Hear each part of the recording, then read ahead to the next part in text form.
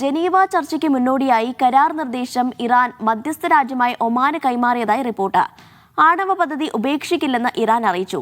ചൈനയിൽ നിന്ന് കപ്പൽവേധ ക്രൂയിസ് മിസൈലുകൾ സ്വന്തമാക്കാൻ ഇറാൻ ഒരുങ്ങുന്നതായാണ് റിപ്പോർട്ട്. ഇറാനെതിരായ സൈനിക നടപടി അമേരിക്കയ്ക്ക് തിരിച്ചടിയായേക്കുമെന്ന മുന്നറിയിപ്പുമായി പെന്റഗൺ. എന്നാൽ ഇത്തരം വാർത്തകൾ തീർത്തും അടിസ്ഥാനരഹിതമാണെന്ന് US പ്രസിഡന്റ് ഡൊണാൾഡ് ട്രംപ്. കരാർ ഉണ്ടായില്ലെങ്കിൽ ഇറാനെ കാത്തിരിക്കുന്നത് മോശം ദിവസമാണെന്ന് ട്രംപ്. ബെയ്റൂത്ത് എംബസിയിൽ നിന്ന് ഭൂരിഭാഗം ഉദ്യോഗസ്ഥരെയും മാറ്റി അമേരിക്ക.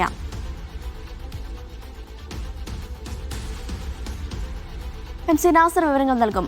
നാസർ, ഇതിൽ ഏറ്റവും പ്രധാനപ്പെട്ടത് ഇറാനെ ആക്രമിക്കുന്നതുമായി ബന്ധപ്പെട്ട പെന്റഗണും US പ്രസിഡന്റും രണ്ട് തട്ടിലാണെന്നാണ് മനസ്സിലാക്കുന്നത്.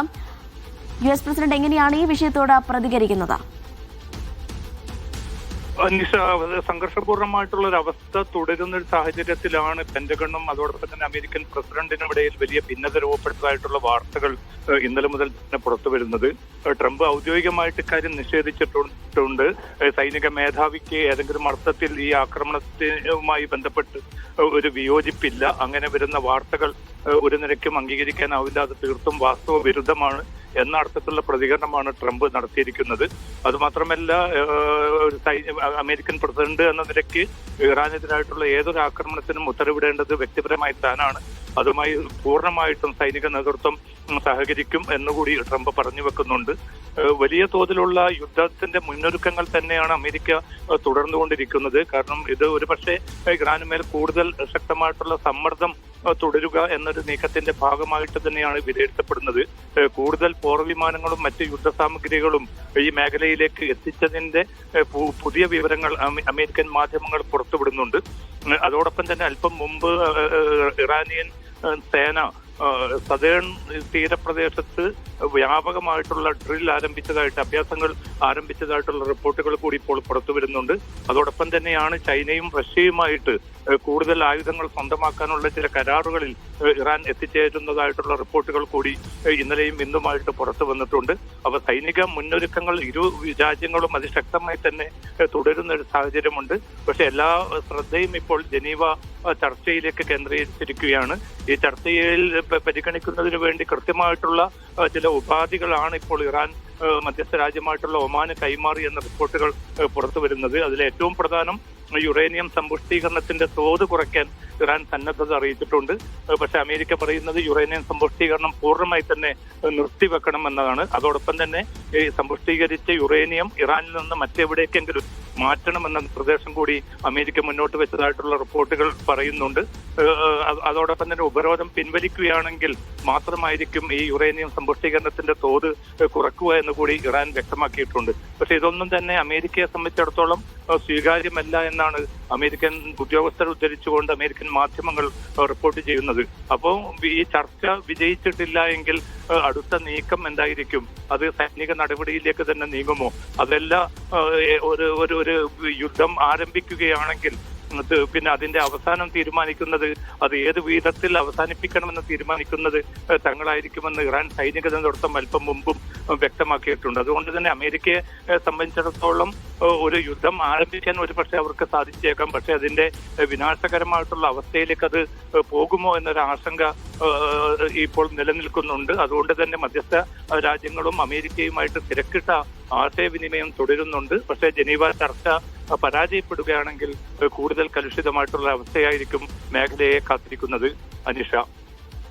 നാസർ, ഇരു വിഭാഗങ്ങളും സൈനിക അഭ്യാസം തുടരുന്നുണ്ട്. അതിനർത്ഥം പരസ്പരം ഒരുപക്ഷെ ഇവർ സമ്മർദ്ദത്തിലാക്കാനുള്ള ശ്രമമായിരിക്കാം അതിലൂടെ ലക്ഷ്യമിടുന്നത്. പ്രത്യക്ഷ ആക്രമണത്തിലേക്കാവില്ല. പക്ഷേ അമേരിക്കയെ സംബന്ധിച്ചിടത്തോളം മുന്നറിയിപ്പുള്ളത്, ഇസ്രായേലിന് അനുകൂലമായി ഒരു സൈനിക നടപടിയിലേക്ക് പോവുകയാണെങ്കിൽ അത് അമേരിക്കയ്ക്ക് തന്നെ വലിയ തിരിച്ചടിയാകും എന്ന മുന്നറിയിപ്പുകളും നിർദ്ദേശങ്ങളുമാണ് ട്രംപിനെ സംബന്ധിച്ചിടത്തോളം ലഭിച്ചുകൊണ്ടിരിക്കുന്നത്. പക്ഷേ ഇത്തരത്തിലുള്ള നീക്കങ്ങളൊക്കെ ഒരുപക്ഷെ ഈ ജനീവയിൽ നടക്കുന്ന ചർച്ച ഏത് രീതിയിലായിരിക്കും ബാധിക്കാൻ സാധ്യതയുള്ളത്?